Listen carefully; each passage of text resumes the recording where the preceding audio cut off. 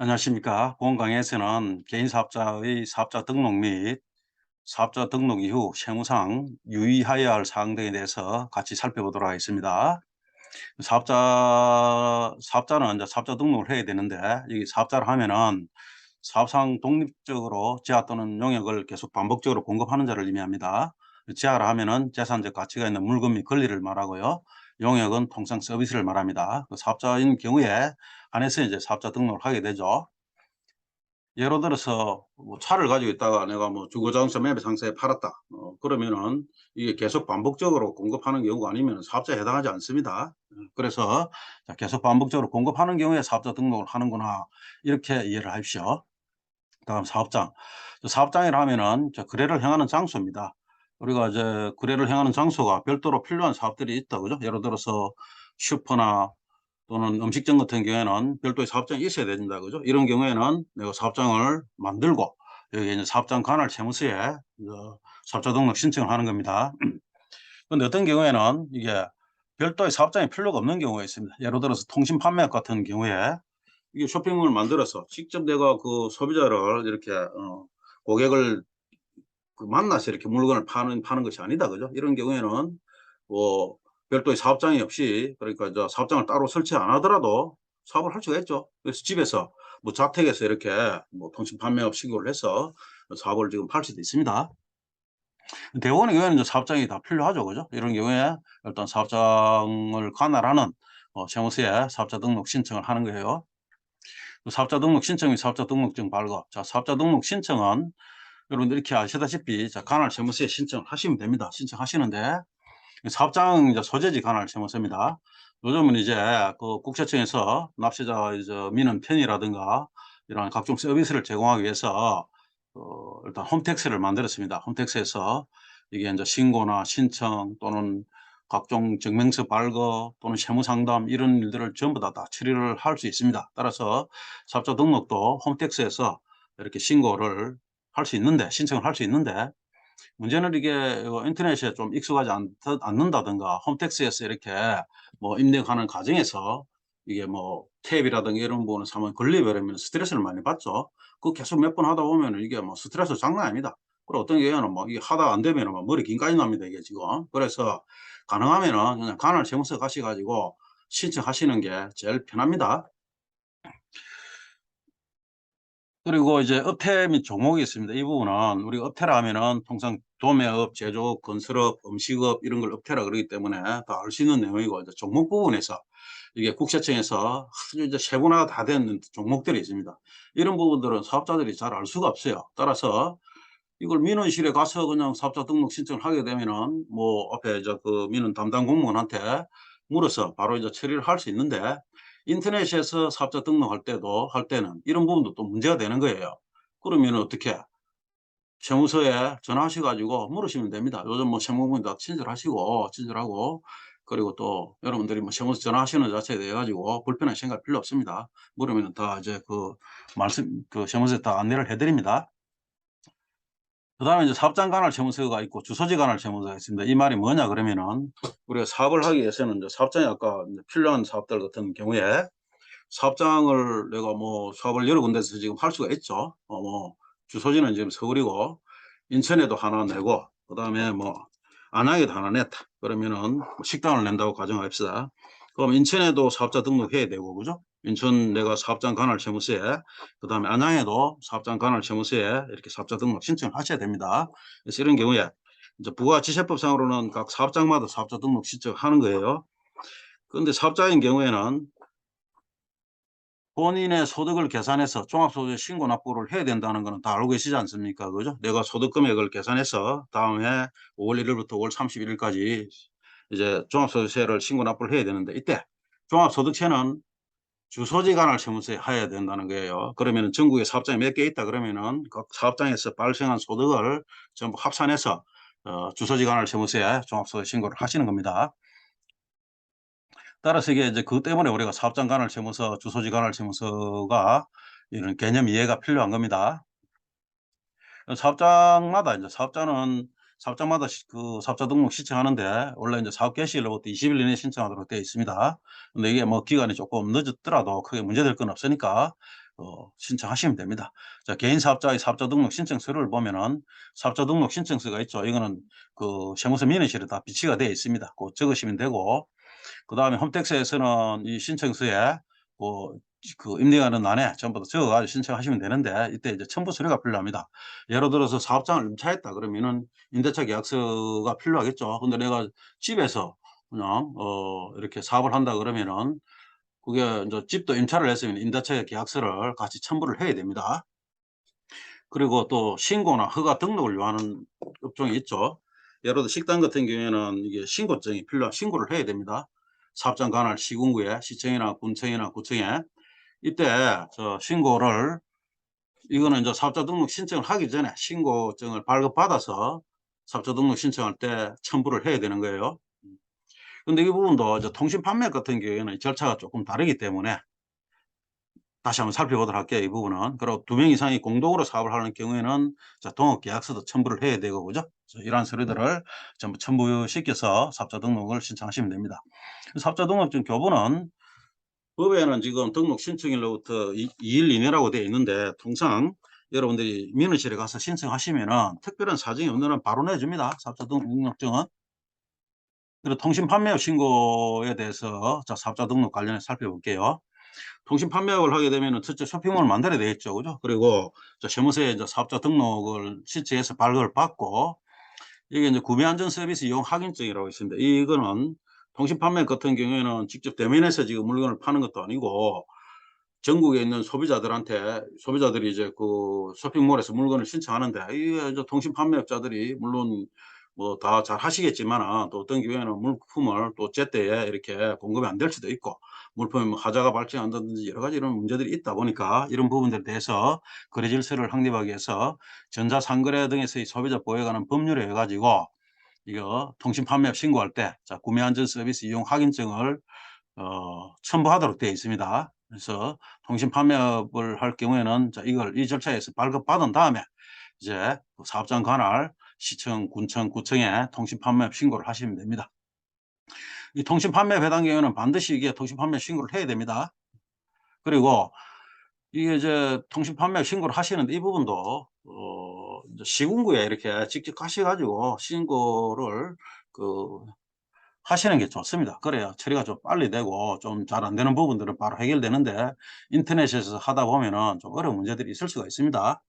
근데 이게 그 세무서에 사업자 등록증은 바로 발급을 해 주는데, 통신 판매업 신고증은 이게 처리 기한이 3 일로 되어 있습니다. 따라서 시군구에서 보통 바로 발급은 거의 안 해 줍니다. 안 해 주고 3 일째 되는 날 이렇게 발급을 해 주고, 인제 발급받을 때에 이 통신 판매 신고에 대해서는 이게 등록 면허세를 내야 됩니다. 그래서 인구 50만 명 이상 시는 4,500원, 그 밖에 시는 22,500원을 이 등록 면허세를 납부하고 통신 판매업 신고증을 이제 발급받는 거예요.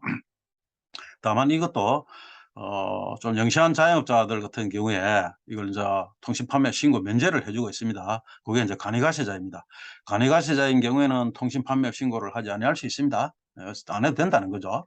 자, 다음 사업자 등록 신청 시 일반 가세자로 해야 되냐 간이 가세자로 해야 되느냐, 이 부분이 여러분들 사업자 등록 신청하실 때에 제일 어려운 부분입니다. 내가 일반 가세자로 해야 되느냐, 그다음 간이 가세자로 등록을 해야 되느냐, 요거는 부가지세자에 대한 전반적인 내용 및 일반 가세자 및 간이 가세자의 여러 가지 어떤 세금에 관련된 내용들을 한번 이렇게 쭉 어느 정도 정리가 돼야 여러분들이 이걸 정확히 지금 신청을 할 수 있습니다. 그래서 대원칙을 이렇게 보면은 세금 계산서를 발급, 그러니까 주로 이제 사업자가 거래하는 업체들 있죠, 업종. 제조업이나 건설업이나 도매업 같은 경우에는 일반 가세자로 신청을 해야 되고, 그다음에 세금 계산서를 발급하지 않아도 되는 업종들 있죠. 그러니까 주로 이제 그 소비자들하고 최종 소비자를 상대하는 업체들, 뭐 음식점이든 소매업이든 뭐 미용업이든 PC방 같은 경우에는 거의 대부분 최종 소비자하고 상대하죠. 이럴 경우에는 관리가세자로 신청을 하면 된다, 이렇게 이제 원칙을 정해 놨고, 근데 여기에도 또 예외 규정들이 있습니다. 이러한 사업자를 하더라도 또 관리가세자 적용을 받을 수 없는 것들이 있기 때문에, 다음의 경우에는 일반 가세자로 신청을 해야 한다고 되어 있습니다. 방금 말씀드렸다시피 세금 계산서를 발급해야 하는 업종, 그리고 서비스업 등이나 주로 사업자를 대상으로 하는 사업인데도 세금 계산서를 발급해야 하는 경우가 있습니다. 이런 경우에는 어떻게 해야 되느냐? 예를 들어서 뭐 청소 대행업체다 그러면은 이걸 사업자들하고 사업자들 업장에 내가 청소 대행을 해 준다 그러면은 그래 상대방이 세금계산서 요청을 하거든요. 그러면 어떻게 일반 과세자로 지금 등록을 하셔야 됩니다. 그다음 간이과세자로 사업자 등록을 할 수 없는 업종이 있습니다. 그 시 이상 지역의 과세 유형 장소 전문직 또는 이제 전문직 사업자 이런 경우에는 간이과세자 등록 자체가 안 됩니다. 그리고 연간 매출액이 8천만 원 이상으로 예상되는 경우 여기에 세금계산서를 발급하지 않아도 되는 업종이지만은 연간 매출액이 8천만 원 이상으로 되는 것으로 예상되는 경우에는 일반 과세자로 신청을 하셔야 되는데 내가 창업 연도에 매출이 뭐 8천만 원이 될지 어떻게 될지 잘 모르지 않습니까? 그죠? 그래서 이 경우에는 일단 원칙적으로 그냥 간이과세자로 신청을 하면 된다 이렇게 이해를 하시면 됩니다. 다만 이 경우에도 이제 사업 초기에 우리가 뭐 식당을 하면은 뭐 인테리어도 필요하고 또 뭐 손님들한테 또 서비스를 제공하기 위해서 뭐 승합차를 살 수도 있죠. 그죠? 그런 경우에는 어떻게 이게 매입세액이 이제 많이 발생을 하게 됩니다. 그 부분에 대해서 요걸 지금 이 부분은 간이과세자하고 일반 과세자하고 차이를 알아야 여러분들이 이걸 판단을 지금 하실 수 있기 때문에 그 내용을 살펴보도록 할게요. 일반 과세자하고 간이과세자하고 차이가 대원칙이 뭐냐 그러면은 연간 매출액이 이제 8천만 원 이상이면은 일반 과세자가 돼야 되는 거고 그다음 8천만 원 미만인 경우에는 간이과세자에 해당이 됩니다. 원칙이 그렇습니다. 그다음에 간이과세자 배제 업종이 있죠. 이런 경우에는 매출에 관계없이 일반 과세자가 돼야 된다는 거고 그다음에 부동산 임대 같은 경우에는 또 예외적으로 4,800만 원 기준입니다. 따라서 부동산 임대업은 4,800만 원을 초과하게 되면은 일반 과세자로 이렇게 등록을 해야 되는데 초기에는 창업 초기에는 잘 모른다 그죠? 예 그래서 이게 뭐 내가 부동산 임대인데 이걸 뭐 간이과세자로 지금 등록을 할 수도 있다 그죠? 있는데 요 부분은 밑에 매입세액 부분에서 다시 살펴볼 거고 그래서 8천만 원 기준이구나. 근데 창업 초기에는 이 기준을 뭐 금액을 내가 예상할 수 없기 때문에 주로 인제 세금계산서를 내가 발행하는 업종이 아니면은 그냥 간이과세자로 신청을 해도 되겠구나 이렇게 이해를 하시면 됩니다.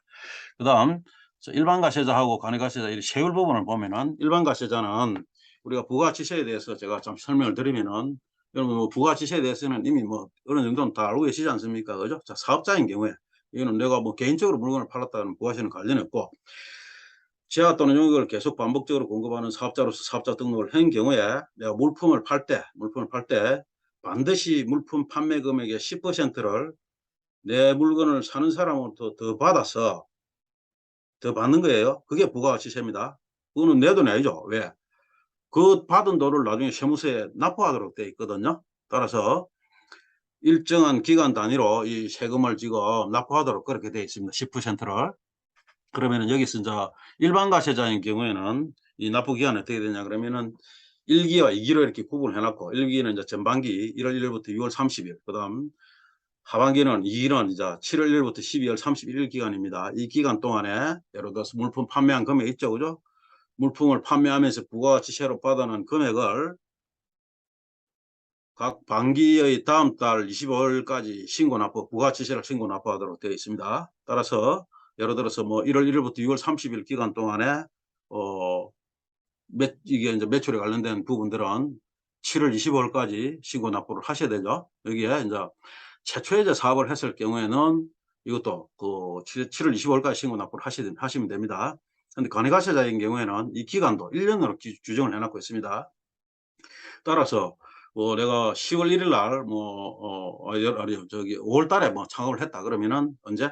다음해 1월 1 일부터 1월 25 일까지 부가가치세 신고 납부를 하시면 됩니다. 이것도 1 년에 한 번만 하시면 되죠. 그죠? 그래서 부가가치세가 신고는 일반 과세자는 2 번을 하는데 간이과세자는 1 년에 뭐 한 번만 하면 되는구나 이렇게 이해를 하시고 그다음에 세율 부분들이 보면은 이제 부가가치세 부분을 요 세율 부분 좀 이따가 볼게요. 간이과세자 부분은 일단 그 일반 과세자 부분만 좀 먼저 살펴보도록 할게요.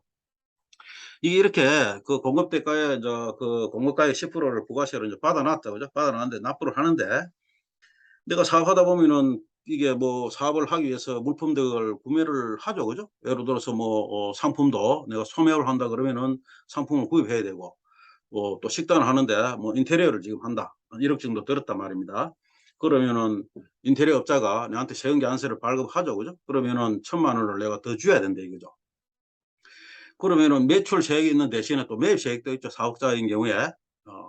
그래서 일반 과세자인 경우에는 매출 세액에서 매입 세액을 차감한 금액을 이게 이제 과세 기간이 끝난 달의 다음 달 1월 1일부터 25일까지 지금 신고 납부를 하는 거예요, 이게. 그래서 이게 신고 납부 기간은 일반 과세자는 반기 다음 달 25일까지다. 여기 환급 부분이 있다 이거죠. 환급은 일반 과세자는 환급이 가능한데 관내 과세자는 환급을 받을 수 없다. 자, 이렇게 지금 되어 있다. 그죠? 자, 이 말이 뭐냐 그러면은 이게 내가 뭐 그 사업을 하면서 과세 기간 동안에 매출 세액이 1억이다. 그다음에 매입 세액이 5천만 원이다 그러면은 5천만 원 납부하시면 되죠. 그죠? 그런데 반대로 예를 들어서 매출 세액이 내가 뭐 1,000만 원밖에 안 되는데 매입 세액이 3천만 원 있다. 그럴 수 있죠. 그죠? 인테리어를 한다든지 또는 뭐 차 사고 이런 부분들이 있어 가지고 그래서 매입 세액이 매출 세액보다 많을 때는 부가가치세 신고 때에 이걸 이제 그 제일 하단에 보면 납부할 세액란에 그 환급 세액란에 이걸 마이너스로 기재를 하면은 이 돈을 세무서에서 돌려주는 거예요. 이걸 환급이라 그럽니다. 근데 이게 일반 과세자는 되는데 관내 과세자는 안 된다고 그래. 이런 부분들이 있습니다. 그리고 납부 면제들이 보니까 일반 과세자는 납부 면제가 없습니다. 없는데 관내 과세자는 공급 대가가 4,800만 원 미만인 경우에는 납부 의무를 면제시키고 있습니다. 이 경우에도 우리가 이제 관내 과세자의 공급 대가라 한 부분에 있어서 요 내용을 좀 여러분들 정확히 이해를 하셔야 될 부분은 예를 들어서 살펴볼게요. 예를 들어서 내가 10월 20일 날 사업자 등록을 했어. 그런데 이제 12월 31일까지 보니까 총 매출이 1,500만 원이 발생했습니다. 그러면은 이걸 3개월로 나누면 어떻게 되죠? 한 달에 500만 원이다. 그죠? 500만 원이고 이게 이제 월 중에 이렇게 가게를 새로 사업을 했을 때는 그 기간이 한 달 미만인 경우에도 한 달로 칩니다. 그러면은 1,500 나누기 3을 하면은 한 달에 500만 원이다. 그죠? 500만 원. 여기다 500만 원 곱하기 12 하면 6천만 원이다. 그죠? 그럼 이 경우에는 어떻게 납부 의무 면제가 안 되는 거예요, 이게. 내가 3개월 동안에 1,500 매출을 일으켰지만은 1년으로 환산을 해보니까 6천만 원이더라. 그러면은 납부 의무가 면제가 안 됩니다, 이게.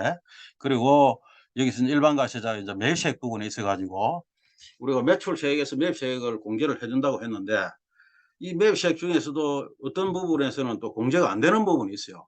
그게 뭐냐면 주로 우리가 사업 초기에 발생되는 부분이 승용차입니다. 승용차는 매입세액 공제가 안 됩니다. 단 이제 그 100이랑 1000cc 미만의 이제 경승용차 있죠. 그죠? 뭐 모닝이라든가 이런 경우에는 매입세액 공제가 되는데 이게 뭐 아주 부가세 처음에 이제 만들 때에 그때만 하더라도 77년인데 1977년이다 보니까 뭐 승용차 같은 경우에는 좀 그래도 뭐 어떤 이게 우리가 보편적인 그런 물품이 아니었지 않습니까? 그죠? 그러다 보니까 그때 조세 정책 목적으로 공제 안 된다 이렇게 했는데 지금까지도 지금 그렇게 하고 있는 거예요. 그래서 이게 지금 공제가 이게 이제 승용차는 안 되는데 그러고 사업 초기에 여러분들이 이제 특히 주의해야 할 부분은 사업자 등록을 하기 전에 물품이라든가 또는 물품을 샀어요. 예를 들어서 이제 포트를 한 대 샀어. 사업하기 위해서. 포트를 사면서 포트를 2천만 원을 주고 사는데 그 포트 판매하는 회사에서는 그러니까 현대자동차에 샀다 그러면은 200만 원을 내한테 부가가치세로 더 받아가겠죠. 그럼 나는 2,200만 원 주고 샀어. 이때는 내가 사업자 등록 전이야. 그러면은 이게 이제 현대자동차에서 내한테 사업자 등록번호로 시행계산서를 발행을 할 수 없죠. 그렇죠. 그죠? 그러다 보니까 이때 어떻게 하냐. 주민등록번호로 내한테 사업자 등록증, 시행계산서를 발행을 해줍니다. 이때 사업자 등록 전에 물품 구입한 부분을 매입세액 공제를 받을 수 있는가 없는가 하는 부분입니다. 여기 보니까 사업자 등록 신청하기 전에 이게 주민등록 기재본으로 반드시 발급받아야 됩니다. 발급받은 세금 계산서나 과세기간은 다음 달 20일 이내에 예를 들어서 10월 20일 날 사업자 등록을 사업을 했는데 사업자 등록 신청을 그때 일단은 실질적으로 사업은 다음에 하기로 안 했어. 그러면은 주민등록 기재 아직 이제 사업자 등록 신청 안 했는데 다음 연도 이제 1월 20일까지 이걸 이제 사업자 등록 신청을 하게 되면은 어떻게 하느냐. 이 매입세액 공제를 해 주겠다는 거예요. 그래서 이 기간 자체가 일반 과세자 기준이다. 그죠? 예를 들어서 내가 3월 달에 3월 달에 이제 사업을 했는데 사업하기 전에 포탈을 먼저 구입했다.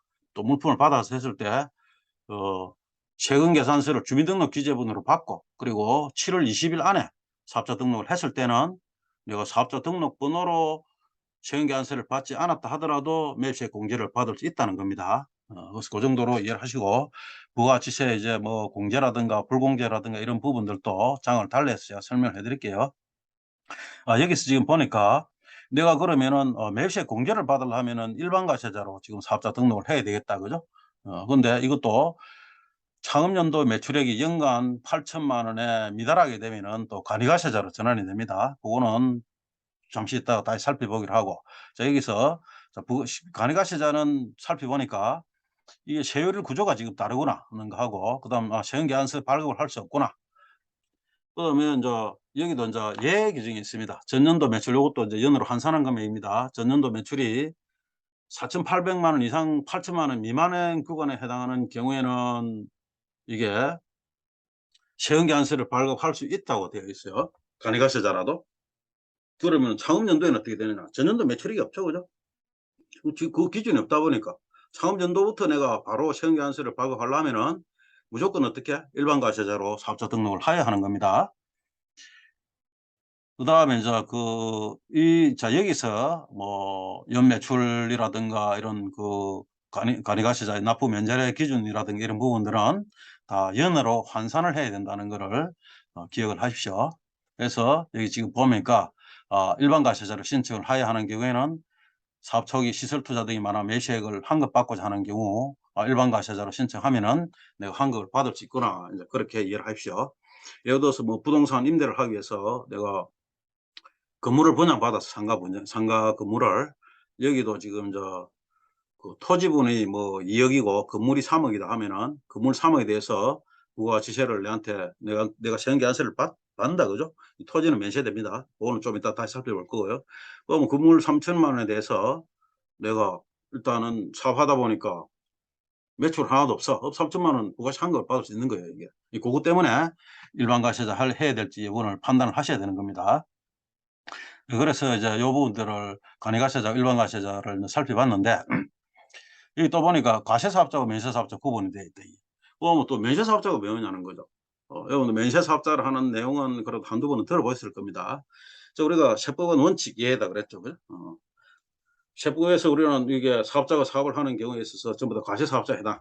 그런데 어떤 경우에는 국가가 이게 부가가치세 를 포기한 경우가 있어요. 이게 뭐냐면 국민의 가장 기초생활과 관련된 부분들, 또는 의료복지 관련된 부분들, 주거 안정과 관련된 부분에서 면세라고 지금 규정을 하고 있다. 이 말은 뭐냐 하면은 예를 들어서 내가 병원 갔단 말입니다, 그죠? 병원 갔는데 진료비가 지금 어쨌든 100만 원이 나왔어. 그러면 이게 만약에 병원이 과세사업자라 그러면은 내가 10만 원을 지금 더 줘야 되죠. 왜냐하면 병원이 과세사업자면은 너한테 10만 원 더 받아 가지고 그것이 부가세를 납부를 해야 되는데, 병원이 면세사업자이기 때문에 내한테 부가세 안 받아. 그러면 그냥 100만 원만 주면 된다, 그죠? 이처럼 면세사업자가 부가가치세가 과세된다는 거는 물품 가격이 약 10% 정도 더 올라간다는 겁니다. 그래서 면세사업자가 되면은 내가 물품을 부가세 없이 인제 구입할 수 있다, 고렇게 이해를 하시면 됩니다. 그래서 면세사업자는 부가가치세 이게 징수 의무가 없기 때문에 부가 신고 자체를 의무가 없습니다, 면세사업자는. 면세사업자는 그래서 뭐 종합소득 신고만 하면 되는 거예요. 그 면세사업자가 어떤 경우냐 보니까 가공되지 않은 식료품이다. 그래서 이게 국민 먹고 사는 문제 아닙니까, 그죠? 쌀이라든가 뭐 미가공 농축산물 이런 경우 면세를 규정하고 있다. 방금 설명드렸다시피 병원이나 의원은 이제 면세라고 규정을 하고 있는데, 이 성형수술은 좀 그렇다, 그죠? 그래서 요거는 과세다. 또 예외, 이게 원칙 예외 자꾸 그렇게 돼 있다, 그죠? 그다음에 인가를 받은 학원 같은 경우에도 이 학원의 부가세가 과세되면 어떻습니까? 학부모가 부가세를 더 부담을 해야 되니까 이게 그만큼 이제 학원비가 비싸지기 때문에 이 학부모들의 부담을 줄여주기 위해서 면세라고 지금 규정해 놨다, 이거죠. 이 도서 같은 경우에도 국민의 이제 지식 사업과 관련된 부분이다 보니까 면세로 규정을 하고 있습니다. 그리고 이제 토지 공급, 좀 전에 제가 말씀드렸죠. 내가 그 부동산 임대를 하기 위해서 상가 건물을 샀을 때 건물은 과세가 되는데 토지는 면세다. 이 내용이 그 내용입니다. 그 토지 공급은 면세다. 단지 이제 토지 임대는 또 과세하는 겁니다. 나대지를 그냥 임대하는 거는 세법 이런 겁니다. 원칙, 예외, 그죠? 그 다음에 주택가, 부수 토지 임대료. 이 말은 여러분들 아파트를 내가 뭐 집을 한 채 사가지고 뭐 월세로 임대를 놨어. 그러면은 이게 부가시세 과세 대상이냐? 이제 원칙은 과세 대상인데 이 부분도 주택은 주택가 이제 아파트 같은 경우에는 그 부수 토지가 있으면 있지 않습니까? 그죠? 그걸 임대했을 때는 이렇게 면세로 지금 규정을 해 놓은 거예요, 예외적으로. 그래서 부동산 주택 임대업 같은 경우에는 부가시세 신고 납부가 없는 거예요, 면세 사업자이기 때문에. 그다음에 국민주택 이하의 공급 및 당해 주택의 건설 용역은 어디에 있는가? 자, 국민주택이라면은 통상 전용 면적 85제곱미터 이하를 말합니다. 이거는 이제 국민의 주거 안정과 관련해서 면세라고 지금 규정을 낸 부분인데, 우리가 국민 통상 이제 그 주택 건설업자들이 주택 이제 그 신축업자들이 분양을 할 때 한 33평대 이하는 거의 국민주택이다 이렇게 보시면 됩니다. 그건 이제 공유면제가 다 포함해서 그런 거니까. 그럼 예를 들어서 아파트가 지금 뭐 6억 이다. 6억 인데 여기 인제 건물 가격이 4억 이다. 그다음 토지 가격이 2억이 됐을 때 이게 국민주택 같으면은 주택 건설업자가 6 억에 그냥 이렇게 분양을 하게 되는데, 이게 국민주택 초과한다 그러면 어떻게 됩니까? 이 건물 4 억에 대해서 4천만 원 부가세를 분양을 받는 사람은 더 받는 거죠. 그죠? 그러면은 국민주택이 초과되는 아파트가 아무래도 부가세 때문에 이게 가격이 차이가 훨씬 더 나게 되는 겁니다. 이게 그 국민주택 여부에 따라 가지고 아파트 가격이 좀 더 높아지고 하는 부분도 영향을 많이 미친다, 이 부분도. 그래서 이와 같이 이러한 업종에 해당하는 경우에는 면세 사업자고 그 외에는 전부 다 과세 사업자다 이렇게 보시고, 그 과세 사업자 중에서 내가 일반 과세자로 해야 되는가 면세사 관이과세자로 해야 되는가 하는 부분들은 좀 전에 이렇게 살펴봤다 그죠? 예, 그런 내용들을 보시고 이 부분도 그 여러분들이 판단하기 어려우면은, 그러니까 이제 관이과세자다 일반 과세자 판단이 어려우시면은 세무서 민원실에 가셔 가지고 물어보시면 됩니다. 물어보시는데 그것도 기본적으로 여러분들이 알고 있어야 물어보기도 편합니다 이게. 그죠? 고런 내용들을 여러분들 기초적으로 이게 숙지를 하신 다음에 사업자 등록 신청을 하십시오. 그다음에 창업연도 매출액과 관련한 세무상 유의사항이 있습니다. 이 부분은 매우 중요한 사항이거든요. 그래서 이것 때문에 세금이 추징되고 하는 그런 경우들이 많이 있기 때문에 어 유의 깊게 들으십시오. 자, 창업한 연도 일반 과세자로 사업자 등록을 하였는데 창업한 연도 매출이 8천만 원을 미달한다. 어떻게 되는가? 아까 이제 우리가 관외과세자 기준이 지금 8천만 원 됐다. 그죠? 근데 창업연도 매출이 8천만 원이 안 돼. 요거는 자 12개월로 환산한 금액입니다. 항상 이거는 환산을 해야 되는 거예요. 미달하게 된다 그러면은 이제 나는 관이과세자다. 그러면은 이런 경우에 다음에 7월 1 일부로 관이과세자로 전환이 됩니다. 일반 과세자에서 관이과세자로 전환이 되는 겁니다. 그럼 관이과세자로 이제 전환이 되면 문제가 뭐냐 그러면은, 일반 과세자로서 내가 저 매입세 공제를 받았어. 매입세 공제를 받은 금액이 있는데 이게 일반 과세자이기 때문에 매입세 공제를 해준 거거든요. 관이과세자인 경우에는 아까 살펴봤다시피 자 매출, 그러니까 저 공급 대가 매출액의 10% 에다가 부가율을 곱한다 했죠. 그죠? 15%니 40%를 곱한 금액을 매출 세액을 하고, 그리고 매입세 공제 자체도 관이과세자는 거의 안 됩니다. 그러니까 물품을 내가 누군가로부터 뭐 구입을 했다. 뭐 그게 뭐 1,000만 원이다. 그러면은 부가세 포함해서 1,100만 원이다. 그죠? 관이과세자인 경우에는 1,100만 원 하는데 그 1,100만 원에 그 5% 밖에 인제 그 매입세 공제가 안 됩니다. 그럼 세액의 한 0.05% 밖에 안 0.5% 밖에 안 되는 거예요 이게. 그래서 거의 관이과세자는 매입세 공제를 지금 받을 수 없는데, 원래 관이과세자로 됐더라면은 공제를 못 받았을 그런 매입세액을 인제 일반 과세자가 되다 보니까 일반 과세자로 해서 공제를 다 받았어. 근데 내가 관이과세자로 돼서 어떻게 합니까? 이거 다 도로 내 놔야 되는 거예요 이게. 그 차업연도 매출이 관이과세자로 되면은 다음에 일반 과세자로 전환되면서 내가 일반 과세자였기 때문에 매입세액 공제받았던 부분에 상당한 금액을 추가로 납부를 해야 한다. 이래서 이 부분에 걸려 가지고 부가세를 추징당하는 경우들이 허다해 있습니다. 따라서 이걸 각별히 유의를 하셔야 되고, 이걸 다 매입세액 환급 받을 때 요 부분까지 다 고려를 하셔야 됩니다, 일반 과세자 등록할 때. 그다음에 또 이제 세금계산서 부분도 있어요. 예를 들어서 창업연도 내가 저 세금계산서를 발급해야 될 업종이라 그래서 일반 과세자로 신청을 했어요. 했는데 1년 지나고 나니 이제 창업연도 매출이 보니까 환산해서 보니까 이게 8천만 원을 미달되더라. 관이과세 전환되죠. 그죠? 전환되는데 이게 저 2021 년도 부가치세법이 이제 개정이 되면서 관이과세에 대한 인제 여러 가지 제도들이 많이 변경이 됐습니다. 변경이 됐는데 이때 또 하나가 관이과세자는 원칙적으로 세금계산서를 발급할 수 없다 이렇게 법에 규정을 해 놨대. 단 4,800만 원 이상 8천만 원에 미달하는 사업자 간이가세자인 경우에는 예외적으로 세금계산서를 발급을 할 수 있다. 이렇게 지금 되어 있습니다.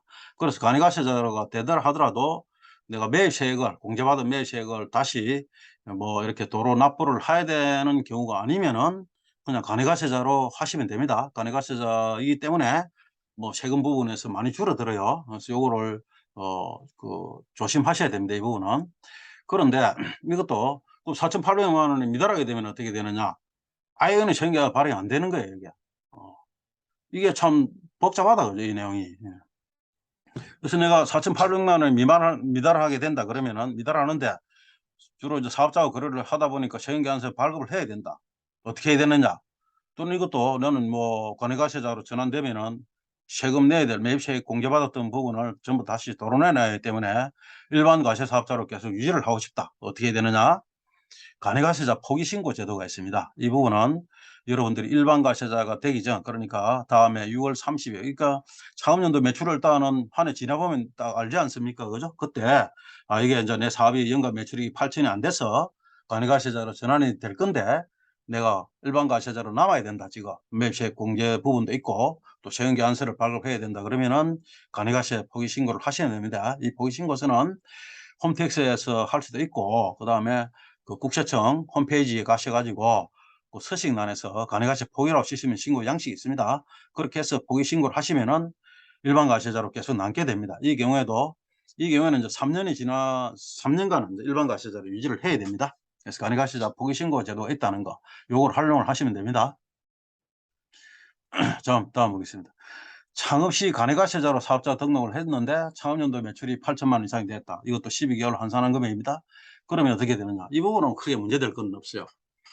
이제 일반 과세자로 되면은 일반 과세자의 어떤 납부 구조에 따라 세금 납부를 해야 되기 때문에 신고도 이제 1년에 2번 해야 되고, 그다음에 부가가치세도 이제 금액 부담이 커진다 그죠. 간이가세자에 비해서는 이제 그런 부분들입니다. 그리고 내가 간이가세자 임의로 내 가지고 공제를 받지 못했던 부분들을 일반 과세자로 변경이 되면서 그 매입세액 공제 부분을 이제 공제를 다시 받을 수가 있는데, 요 부분은 좀 어려운 부분이기 때문에 제가 이제 다른 장에서 요 설명을 하도록 하겠습니다. 그래서 이러고 있구나 정도로 이해하십시오. 그러니까 간이가세자에서 일반 과세자로 전환되는 경우에는 뭐 세무 리스크가 없어요, 이거는. 어떻게 보면은 뭐 공제 못 받았던 세금 내가 돌려받을 수 있는 거니까, 그죠? 그렇게 이해를 하십시오. 그다음에 소득세 및 장부 기장 의무가 있다. 자, 이게 뭐냐면은 여러분들이 이제 근로자인 경우에는 어떻습니까? 내가 근로자로 근무했을 때는 회사가 내 소득에 대해서 연말정산해 가지고 세무적인 문제 다 처리를 해 줬습니다. 사업자는 내 소득이라는 게 뭡니까? 내가 사업을 하면서 벌어들인 소득을 계산을 해야 되는데 이 계산이 쉽지가 않죠, 지금 이게. 그런데 세법에서는 어떻게 되냐 그러면은 계산해라는 거예요. 그것도 원 단위까지 전부 계산해 가지고 종합신고를 하시는데, 그래서 그 계산하기 위해서는 장부가 필요해. 그 장부 기장하라는 겁니다, 이게. 사업자인 경우에는. 그래서 이 장부 기장도 이제 최초 사업 연도, 예를 들어서 이제 내가 이제 창업할 연도에는 이게 뭐 여러 가지 이제 이런 부분에 대해서 뭐 사업하기도 바쁜데 이 장부 기장 까기 힘들다 보니까 그 이제 정부에서 이 부분을 그 창업 연도 최초 연도에는 이제 그 단순 경비라는 게 있습니다. 국세청은 각 업종별로 아주 세분화된 업종별로 이게 이제 1년에 이제 그 사업자들이 어떤 사업을 할 때, 어떤 업종에서 사업을 할 때 발생했던 경비가 얼마 들더라 하는 그런 통계 수치가 다 나와 있겠죠. 그걸 우리가 단순 경비라고 그럽니다. 뭐 내 사업이 보니까 단순 경비율이 이제 90%더라. 1년 동안 매출이 1억이다 그러면은 내 소득이 어떻게 됩니까?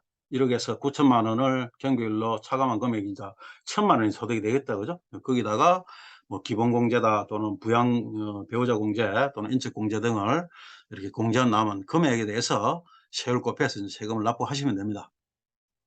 이게 이제 단순 경비라는데, 자, 이거는 창업연도에만 딱 그렇습니다. 창업연도만 그렇고, 그 다음 해부터는 이제 장부를 해야 되는 거예요. 장부를 하는데 요 부분도 여러분들이 지금 밑에서 제가 설명드릴 건데, 복식부기 창업연도 수익 금액이 복식부기에 해당하는 경우에는 이것도 이제 저렇게 단순하게 이렇게 금액을 계산을 못 합니다. 이거는 일단은 지금 여기에 이 금액 있죠. 그죠? 이 금액을 창업연도에 넘게 되면은 이건 환산 안 합니다. 이 부가세법은 환산을 했는데 소득세법 이거는 이 이 금액 자체를 기준으로 하는 거예요. 그래 서 뭐 10월 1일 날 10월 달에 내가 창업했어. 그런데 뭐 1, 2, 3개월 동안에 총 한 2억 정도 소매업이다. 매출했다 그랬을 때 이거는 환산 안 하다 보니까 이게 지금 소매업은 이 기준금이 3억이니까 여기에 해당하지 않습니다. 그래서 이게 기준금액을 넘게 되는 경우에는 복식부기 의무자에 해당한다 보니까 주요 업종만 살펴보도록 할게요. 도매 및 소매는 3억 원이다. 통신 판매업도 여기 해당합니다. 그다음 음식점은 1억 5천만 원이다. 그다음에 부동산 매매업은 임대업은 부동산 임대업 부동산 임대업은 보니까 7,500만 원이더라. 창업연도 환산하지 않은 실제 금액이 매출 금액이 여기에 해당되면은 이게 이제 추계과세 방법도 예를 들어서 단순 경미를 알고 이게 좀 복잡한 어떤 그런 계산 방법에 의해야 하기 때문에 일단 세무사 사무소에 이렇게 의뢰를 하셔야 됩니다. 창업연도에도 이 부분은. 매출이 많아 가지고 이 기준금액 초과하면 좋죠. 그죠? 이상되면 좋죠. 그죠? 사람 돈 많이 벌어 가지고 뭐 세무사무소에 뭐 기장료 조금 주는 거는 별다른 문제가 아닙니다. 그죠? 그래서 자 이게 이거 항상 인제 이거 장부 기장 의무가를 보니까 복식부기 기장 의무자가 있고 간편장부 의무자가 있어요. 자 이게 뭐냐면은 세법은 원칙 또 예외가 있다. 그죠? 이게 원칙은 복식부기 해라는 겁니다. 사업자가. 복식부기라는 게 여러분들 차변 대변 말 용어는 들어보셨죠? 이 뭐 분계 방식으로 이렇게 장부를 기장해라는 건데 이 복식부기 기장 의무자가 되면은 이게 분계 방식으로 거래를 모든 걸 다 정리를 해야 되기 때문에 회계에 대해서 전문적인 교육을 받지 않은 분들이 복식부기 기장을 하는 것은 현실적으로 불가능합니다. 따라서 창업연도에 내가 매출이 이 구간에 이상이 될 때는 어떻게 세무사무소에 장부 의뢰를 하셔야 됩니다. 달리 방법이 없어요 이거는. 왜냐하면 복식부기 자체가 여러분들 기장이 거의 불가능하다는 거죠. 이 구간은 이제 미달할 경우는 어떻게 되느냐, 이거는 이제 간편장부 대상자로 그럽니다.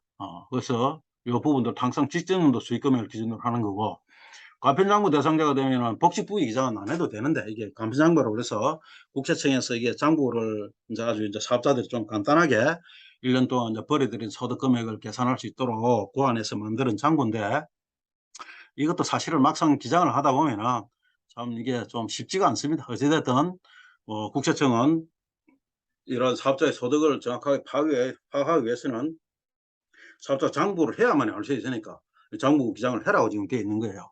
그래서 복식부기 기장 의무자에 해당되면은 그 창업연도에 이렇게 뭐 단순 경비에 의해서 이렇게 소득 금액을 계산할 수도 없고, 또 다음 연도부터는 어 이제 기장을 정상적으로 해야 되기 때문에 이제 세무사 사무소에 일단 무조건 물어야 된다. 요 정도만 이해를 하십시오. 간편장부 기장에 대해서는 제가 장을 달리해서 요거 설명을 제가 드릴게요. 그래서 이와 같이 이제 아까 말씀했던 추계과세 제도 이거는 예외 규정입니다. 물론 뭐 복식부기 기장 의무자 간편장부 대상자라도 추계과세 해 가지고 소득 금액을 계산할 수 있는데, 이 경우에는 간단한 문제가 아니에요 이게. 뭐 단순 경비율 같은 경우에는 소득 금액의 뭐 2.6%를 2.6% 곱해 가지고 소득을 더 많이 계산해서 내라는 거고, 복식부기 기장 의무자는 더 복잡해요 이게. 그뭐 또 기준 경비라고 있습니다. 이런 부분은 너무 복잡한 부분이기 때문에 뭐 창업하면서 이렇게까지 복잡하게 생각할 필요는 없습니다. 그래서 그런 내용이 있다는 거고, 그다음 창업 중소기업에 대한 소득세 감면이 있습니다. 자, 요 부분은 중요한 내용이죠.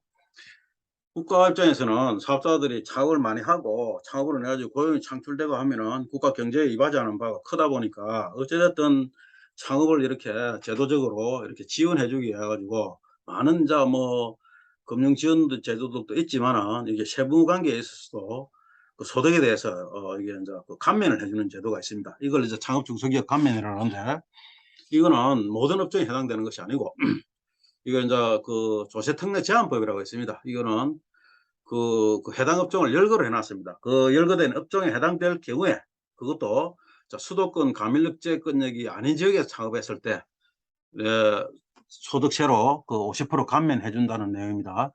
그러면 수도권 가밀억제권역이 어디냐 보니까 여기 지금 있죠. 그죠? 수도권 가밀억제권역이라고 이렇게 쭉 열거가 되어 있는데, 저희 업종 부분도 보니까 이제 어떤 업종이 감면이 되는가 이런 부분들도 제가 이런 부분에 대해서 모든 부분을 강의를 들으려 하면은 시간도 엄청 걸리고, 여러분들 이 인터넷 강의 들으면서 힘들어요 이게. 그래서 인터넷 강의라는 게 참 한계가 있습니다 어떤 부분에서. 그래서 이게 이런 내용들은 그냥 책을 창업 초기에 여러분들 책 이게 창업 관련된 책들이 얼마 안 하니까 이런 내용들이 있는 책 한 권을 사셔 가지고 책 다 읽을 필요 없잖아요. 그죠? 내한테 필요한 부분들만 보시면 되는 겁니다. 그런 책들은 수도권 과밀력 억제권역이 어디고 또 내 업종이 감면 대상이 된다 안 된다 다 열거돼 있거든요. 그래서 여기서 간단하게 살펴보면은 어 뭐 많은 부분을 제가 열거를 못 하니까 제조업이라든가 건설업이라든가 이런 부분들 그죠? 그리고 통신 판매업, 음식점 이런 사업자들은 여기 다 해당이 됩니다. 창업 중소기업 감면 대상 업종이 되고 수도권 과밀 억제 지역이 아니면은 5년 동안 감면을 이것도 인제 소득이 발생한 연도부터입니다. 50% 감면을 받을 수 있다. 이렇게 이해를 하십시오. 근데 여기 인제 이런 뭐 청년 취업에 관련돼서 사회가 지금 골머리를 앓고 있지 않습니까? 그죠? 그래서 청년이 창업했을 때 전폭적으로 이런 부분들을 지원하는 제도가 있어요. 지금 보니까 청년이 수도권 과밀 억제권역이 아닌 지역에서 창업을 했을 때는 5년 동안에 세금 전부 감면을 넣게 이겁니다. 돈 아무리 벌어도 많이 벌어도 소득세가 안 내도 된다는 거예요. 아까 창업 중소기업 감면이 수도권 과밀 억제권역은 안 된다고 했는데 이것도 청년이 창업하면은 50% 감면해 주겠다는 거예요 이게. 그죠? 그럼 청년 기준이 어떻게 되느냐? 34세 이상 이하 창업한 연도 기준입니다. 창업한 자 그 해당 월 기준으로 34세 이하가 되면은 창업하면은 그죠? 5년 동안 이게 전부 감면되는구나. 그리고 아까 통신 판매 같은 경우에 봅시다. 통신 판매 같은 경우에는 내가 소비자를 직접 대면하지 않기 때문에 굳이 과밀억제권역에서 사업장을 만들 필요가 없죠. 그죠? 필요하면 서울 근교에 여기 열거되어 있는 과밀 억제권역이 아닌 지역에서 통신 판매업 사업자 등록을 하게 되면은 어떻게 됩니까? 5년 동안 신나게 돈 벌여도 세금 한 푼 없어 이게. 참 좋은 제도다 그죠? 장사 잘해 가지고 돈만 벌이면 이 세금 없이 그냥 가는 거예요 이게 지금. 그 정도로 인제 제가 인제 창업 중소기업 감면을 설명을 드렸는데 내 업종이 거기에 해당되는가 안 되는가 하는 부분들은 일단은 뭐 "책 사기 싫다." 그러면은 이 조세특례 제한법이라고 이는 법제처 또는 국세법령정보 시스템에 들어가셔 가지고 이 조세특례 제한법 검색하셔 가지고 그 관련 업종들이 쭉 나와 있어요. 거기에 해당되는지 여부를 판단하시면 됩니다. 그다음에 보시면은 인제 창업연도 매출이 복식부기 의무자에 해당되는 경우 사업용 계좌를 신고하여야 한다는데 신고 기간은 어떻게 되느냐. 자 이 말은 이게 복식부기 기장 의무자가 되면은 사업용 계좌를 신고를 해야 됩니다. 이거는 우리가 사업자의 소득의 어떤 이게 그 시스템이 지금 정확하지 않다 보니까 사업자가 이 사업자 개인이 1년 동안 얼마나 벌었는지 국세청이 알 수 있습니까? 모르죠. 그죠? 모른다 이야. 그럼 사업자가 신고한 소득을 가지고 국세청은 그걸 믿고 이렇게 그냥 하는 거예요. 하는데 그래서 이걸 관리를 해야 되겠죠. 그것 때문에 사업용 계좌를 신고해라는 거예요. 그래서 사업용 계좌는 예를 들어서 매 매출 거래 또는 인건비 지급했다 또는 임차료 지급했다 이런 부분들은 전부 사업용 계좌 신고된 사업용 계좌를 통해서 다 관리를 해라는 거예요. 나중에 뭐 국세청에서 여러 세무조사 같은 거 할 때도 이런 부분들을 다 인제 살펴보겠다는 내용입니다 이게. 그래서 이게 사업용 계좌가 너무 중요하다 이게. 이거는 어떻게 아까 이제 복식부기 의무 기장 의무자 됐죠. 그죠? 통신 판매 같은 3억 소매 같은 경우에 그죠? 3억 넘으면은 사업용 계좌를 언제까지? 다음에 6월 30 일까지 신고를 하셔야 됩니다. 이제 이 부분이 신고를 안 했을 때 어떻게 되느냐. 이 가산세 이거 뭐 0.2% 되는데 이건 아무것도 아니에요 이게. 감면 자체를 아예 안 해 줍니다 이거. 사업용 계좌 신고 안 했을 때. 이게 지금 중요한 문제예요 이게. 그래서 세무사무소 같은 데서도 이런 부분들을 깜빡 놓쳐 가지고 신고를 누락했을 때 방법이 있나? 방법 없습니다. 감면 자체가 다 배제돼 버리는 그 연도에. 그거 어떻게 적어도 최소한도 이 부분은 사업자 본인이 알아야 되는 거예요. 내가 복식부기 기장 의무자에 해당되면은 다음 달 다음에 6월 30 일까지 신고해야 하는구나. 그죠? 이게 뭐 신고 서식 자체도 국세청 그 신고서에 다 돼 있고 그죠? 홈택스라든 국세청 홈택스에서 신고를 할 수 있습니다. 그래서 일단은 어찌 됐든 핵심적인 내용은 내가 창업한 연도에 내 매출 규모가 업종별로 정해놓은 복식부기 이상 의무자를 넘게 되면은 세무사무소에 이제 의뢰를 해야 되겠구나. 이렇게 생각하시면 제일 간단합니다. 그다음에 또 복식부기 의무자가 되면은 이게 이제 보면은 업무용 승용차 관련 비용 등의 명세서를 제출하도록 되어 있습니다. 이 말은 이 사업자가 예를 들어서 아주 고급 승용차를 사 가지고 그걸 전부 다 업무 관련 경비를 썼다고 그래서 막 이렇게 소득세 신고를 막 하다 보니까 아무래도 이제 세액이 줄어들죠, 종합소득세가. 이걸 활용해서 막 사업자들이 편법을 이용하다 보니까 국가 차원에서는 어떻습니까? 이런 걸 좀 어떤 뭔가 좀 방지를 해야 되겠죠. 그래서 이걸 복식부기 너무 영시한 사업자들은 이런 부분까지 하면은 좀 어려우니까 이제 복식부기 기장 의무자가 되면은 차량이 실제로 사업에 관련해서 썼는가 안 썼는가 그걸 살펴보기 위해서 이 명시서를 하라고 지금 법에 지금 규정을 해 놓은 거예요. 그 다시 이제 보면은 창업연도 다음에 복식부기 기장 의무자가 되는 경우는 세무사무소에 장부기장을 맡겨야 됩니다. 그래서 여기에 이제 보면은 이제 세무사 사무소와 관련돼서 제가 살펴보면은 이게 간이가세자로 사업자 등록을 했는데 직원이 없다. 그럼 뭐 해야 됩니까? 부가세 신고. 1 년에 한 번 하면 되는 거예요. 그죠? 그다음에 종합소득 신고도 창업연도 아까 추계로 가능하다 했죠. 그죠? 이거는 뭐 국세청 이거 홈택스에서 나중에 신고 때 되면은 다 내용들이 나오거든요. 그래가 그냥 홈택스 좀 활용해 가지고 신고하시면 되는 거예요. 굳이 여기에다 직원도 없고 간이가세자다 그러면은 뭐 세무사무소 막 장부 안 맡기고 본인이 해도 됩니다. 처음에 물론 쪼끔 힘들어요. 한 번 해 보면 별거 아니에요 이거.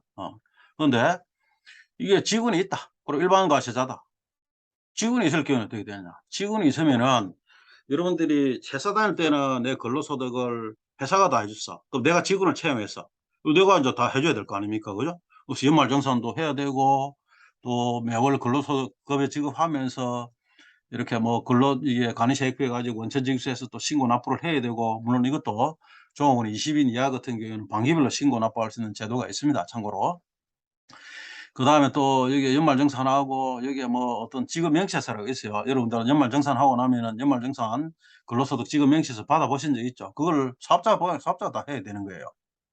그다음에 또 뭐 근로소득 간이 지급명시서도 제출해야 되고 또 4대 보험도 들어야 되죠. 그죠? 이러한 복잡한 문제들 때문에 직원이 있으면은 여러분들이 이게 세무적인 지식이 이런 부분에서 좀 별로 없으면은 거의 좀 하기가 힘듭니다. 그래서 부득이하게 세무사무소에 그냥 맡기셔야 됩니다. 그래야 또 사업에 차라리 그 시간 동안에 사업에 전념하시는 게 더 좋다 그죠?